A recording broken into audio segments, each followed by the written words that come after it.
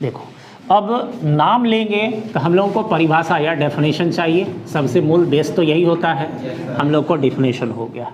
Definition हम लोग को, उसके बाद इसको रिप्रेजेंट करने के लिए हम लोग को क्या चाहिए? सिंबल। ठीक है, सिंबल। अब देखो, सिंबल जब आ गया तो according to definition you can derive it formula. इसके फार्मूला को तुम ड्राइव कर सकते हो। इट मीन्स तुम्हारा फार्मूला क्या है यहाँ पर तुम निकाल सकते हो। अब अगर फार्मूला जब आ गया तो देखो, इसका सबसे इंपॉर्टेंट एक टर्म होता है। जैसे हम लोग किसी भी सॉल्यूशन का अगर कंसंट्रेशन ज्ञात कर रहे हैं तो बहुत सारी ऐसे हम लोगों को सिस्टम होती है, केमिकल्स होता है, जिसका कि कंसंट्रेशन व्यक्त करते समय हम लोगों को कभी कभी ऐसा होता है कि जो यूनिट हम लोग प्रयोग करते वह यूनिट टेम्परेचर से प्रभावित हो जाता है। प्रभावित होने का मतलब, अगर टेम्परेचर बढ़ा तो कुछ और शो किया, टेम्परेचर हटा तो कुछ और शो किया। तो इट मीन्स ऐसी स्थिति में अगर वह टेम्परेचर वेरिएट होने से मान बदलता है यूनिट का, तो उसको एक्सप्रेस करने पर सही जानकारी लेना थोड़ा सा कठिन हो जाएगा, क्योंकि वो तो वेरिएट कर रहा है। और जो चीज़ वेरिएट होगा, जो एक मान को नहीं बता रहा होगा, तो इट मीन्स उसका स्टडी तो निश्चित रूप से अपेक्षाकृत हम लोग कह सकते हैं कठिन होगा। तो इसीलिए इसमें कौन सा ऐसा यूनिट है जो टेम्परेचर द्वारा प्रभावित होता है या नहीं होता है? इट मीन्स ताप का प्रभाव केमिस्ट्री में किसी भी भाग में अध्ययन एक इंपॉर्टेंट भाग होता है। तो हम लोग यहाँ पर ताप का प्रभाव, टेम्परेचर इफेक्ट, ताप के प्रभाव के बारे में एक कॉलम यहाँ पर हम लोग लेंगे। और देख लो, अगर कहीं पर फार्मूला है, अगर सूत्र है, तो निश्चित रूप से यूनिट के बारे में हम लोग कंसीडर करेंगे। इट मीन्स इसके यूनिट के बारे में, मात्रक के बारे में हम लोग कंसीडर करेंगे। और कुछ अगर एक्स्ट्रा पॉइंट होगा तो हम लोग यहाँ लेंगे। ठीक है, अब कोई एग्जाम्पल इसका क्या? ये तो यूनिट एक्सप्रेस करने का। अब जैसे हम लोग को लंबाई को एक्सप्रेस करने के लिए मीटर है, सपोज दैट, तो इट मीन्स हम लोग तो उसे एक्सप्रेस करेंगे कि हम लोग को कोई मान होगा उस फिजिकल क्वांटिटी से रिलेटेड, तो उसको हम लोग को एक्सप्रेस करना है।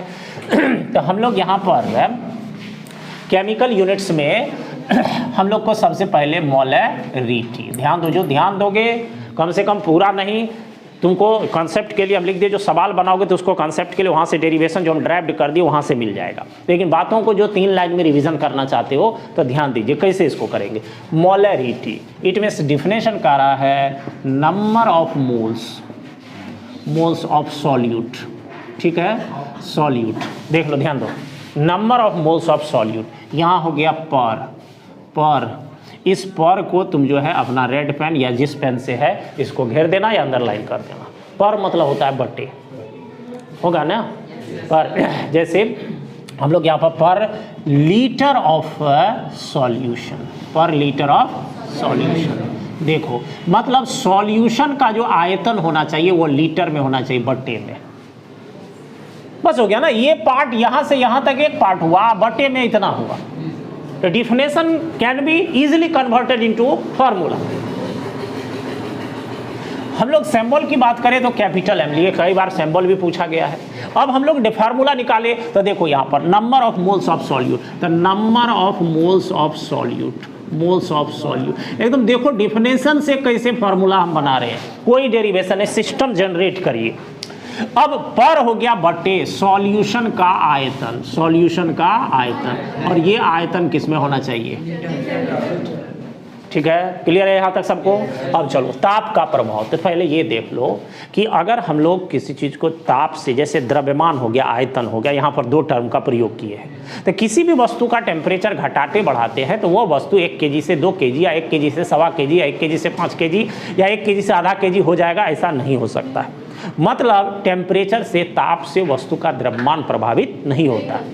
लेकिन अगर वस्तु को गर्म करेंगे तो हीट एंड टेम्परेचर वाले यूनिट में, जैसे कि फिजिक्स में हम लोग पढ़ते हैं हीट एंड टेम्परेचर, तो यहाँ एक बात की टेम्परेचर बढ़ाने से, टेम्परेचर पा करके, उष्मा पा करके जो है कोई भी वस्तु क्या होता, फैलता है या सिकुड़ता है?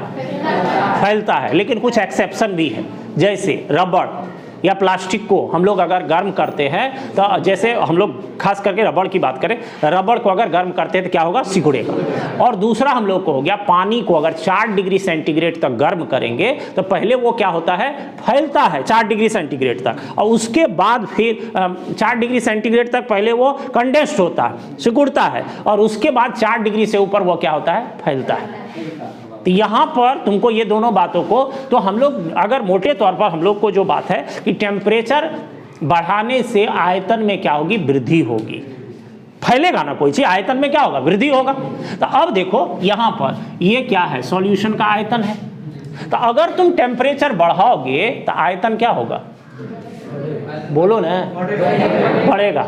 अब आयतन बढ़ेगा तो ये हम लोग को, अब देख लो आयतन बढ़ेगा तो इस आयतन में और एम में क्या रिलेशन है, उल्टा का है ना। तो ये अगर बढ़ेगा तो ये क्या होगा, तो टेम्परेचर बढ़ाने से एम क्या हो गया, तो इट मींस एम और टी में कैसा रिलेशन हुआ, बोल दो ना कैसा रिलेशन हुआ, बोल दो।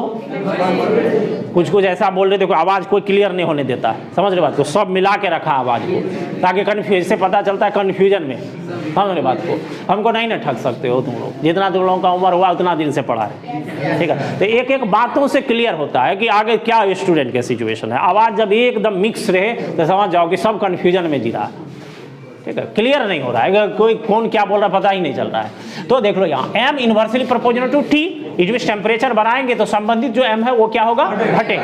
अब बात रहा यूनिट का, तो unit we can predict their unit according to their formula, और formula can be predicted by according to definition.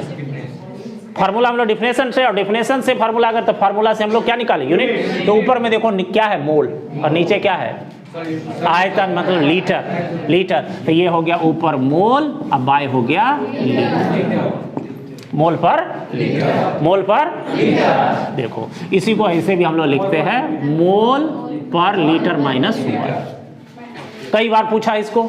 अब देखिए एक लाइन में देखो एकदम सीधे निकलते गया, एक से दूसरा, दूसरे से तीसरा, ठीक है। अब ध्यान, 1 मिनट अगर ध्यान देकर इसको रिवीजन कर लोगे तो तुमको ये कॉन्सेप्ट सब दिन के लिए रह जाएगा। या 11th में 12th में केमिस्ट्री में कंसंट्रेशन व्यक्त करने का जो यूनिट्स है, यह सबसे इंपॉर्टेंट, सबसे ज़्यादा प्रयोग में आने वाला यूनिट है। मोलैलिटी के बाद फिर आ गया मोलैलिटी। अब तो कॉन्सेप्ट आ गया होगा, देख लो। अब क्या है, यहां पर भी सेम है, number of moles of solute ही है, सॉल्यूट इन, फिर यहां पर जैसे आ जाएगा उसको तुम अंडरलाइन कर लो, पर 1 kg या पर kg ऑफ सॉल्वेंट, सॉल्वेंट। देखो इसके लिए स्मॉल एम, स्मॉल एम बराबर, देखो जो सब ध्यान नहीं दे रहे हो उसकी स्थिति खराब हो जाएगी, ठीक है, ध्यान दो।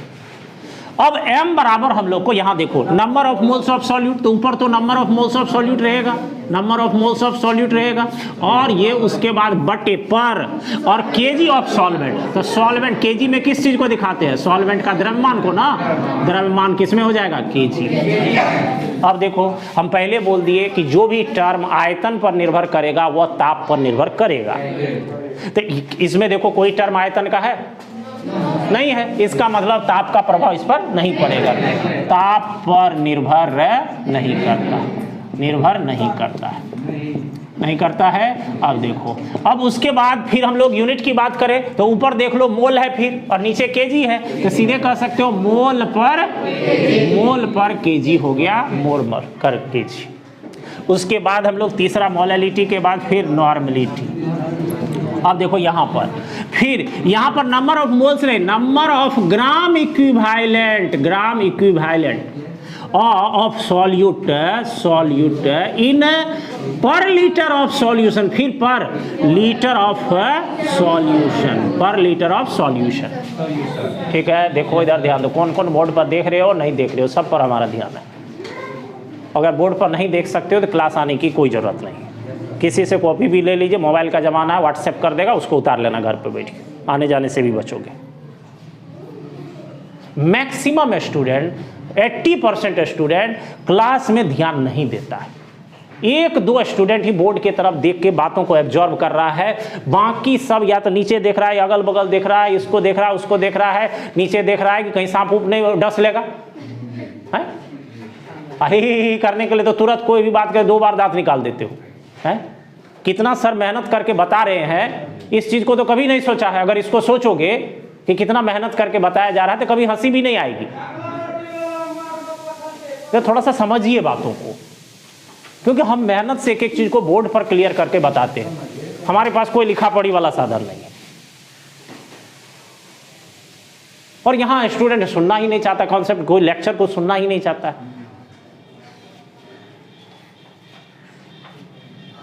देखो तो number of gram equivalent per litre of solution denoted by N, और एन बराबर फिर देखो नंबर ऑफ मोल्स नहीं, नंबर ऑफ ग्राम इक्विवेलेंट हो जाएगा, ग्राम इक्विवेलेंट है। अब बाय हो गया तुमको पर लीटर ऑफ सॉल्यूशन, तो सॉल्यूशन का क्या हो जाएगा, सॉल्यूशन का आयतन, लीटर जैसे आ गया आयतन किसमें, लीटर। अब यह आयतन पर निर्भर करेगा तो निश्चित रूप से यह टेम्परेचर पर निर्भर करेगा, तो ताप द्वारा ताप से प्रभावित होगा, ताप से प्रभावित। अब देखो ऊपर वाला टर्म तुमको क्लियर करता है कैसे डिपेंड करेगा। अब देखो यूनिट क्या हो गया, ऊपर में ग्राम इक्विवेलेंट और नीचे में हो गया लीटर, तो इस ग्राम इक्विवेलेंट भी यूनिट है, तो ग्राम इक्विवेलेंट अब बाय हो गया तुमको litre, gram equivalent by litre. ठीक है, ये तुम्हारा जो है रिवीजन करने का, अगर जो इस कॉलम को रिवाइजन कर रहे हो तभी ये बातें तुमको पकड़ में आएगी, बाकी सब कॉपी में वैसे लिख ले रह जाएगा, समझ रहे हो, ध्यान दो। सब डिफिनेशन भी अब बताओ ना, इसमें कौन चीज हिंदी है कौन चीज इंग्लिश, कुछ भी नहीं, हम पहले कह चुके हैं, हमारा पढ़ाया हुआ हिंदी मीडियम से देखोगे तो हिंदी दिखाई देगा, इंग्लिश से देखो इंग्लिश दिखाई देगा,